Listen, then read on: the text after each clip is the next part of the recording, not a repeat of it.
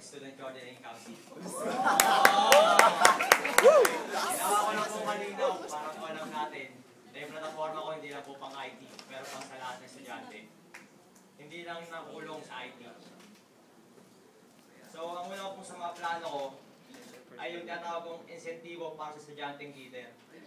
Kailan lang po, isa pong kaorganisasyon ko, nagngangalang Michael Yap, ay nag-withdraw ng kanyang candidacy bilang Vice President ng aming World Web IT.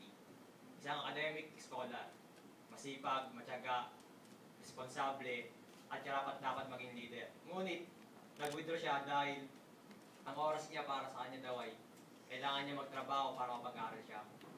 Dito ko naisip yung insentibong programa para sa student leader. Ba't di natin bigyan lahat ng isang organisasyon, ng isang delegado na maganda ang grade, mga estudyante responsable na magkaroon ng incentive para naman sipagin sila at hindi dahilan na kailangan ko magtrabaho para hindi tayo mawala ng mabait, masipag at dedikadong student leader. Pangalawa yung para sa mga varsity natin. Napakasaya ng varsity team natin. Few World Champion pa. Maganda yun sana natin yung programa, varsity program. Yung ibang eskwelahan, nakakuha yung mga player nilang allowance per game, meal allowance, shoe discounts, bags. Yung varsity natin, meal allowance, 50 pesos. Susunod pa, para sa mga student leader natin. Isang pinapropose ko ang student center. Ito ay isang section sa paaralan kung saan matitibon lahat ng organisasyon at lahat sila ay magkakaroon ng cubicle. Kasi kung freshman ka naman, sumali ka sa organisasyon, di mo makita yung organisasyon mo kung nasaan nakalagay. Ano nangyari? Nga.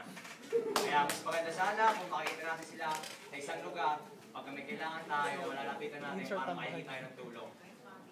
Yung pangalawa pa, yung transparidad sa SCC. Marami ako narinig na anomalya, lalo na sa isang example yung jacket natin. Hindi ko alam kung ano nangyari. Pero ang akin lang, sabi nga ni Noy, walang korupsyon. Ayun lang, transparidad. Financial project, sana panindigan natin. Lagi natin tatandaan, ang SCC dapat palaging bukas. Gusto ko naman palitan ng SCC na pangalan eh. Gawin natin, the SCC. Parang the bar lang. Always open. Tandaan natin, bukas, hanggang sa Friday, bumoto. New leader, new vision, new direction, and a better generation. Yan pa ulit na Rosario, bumoto.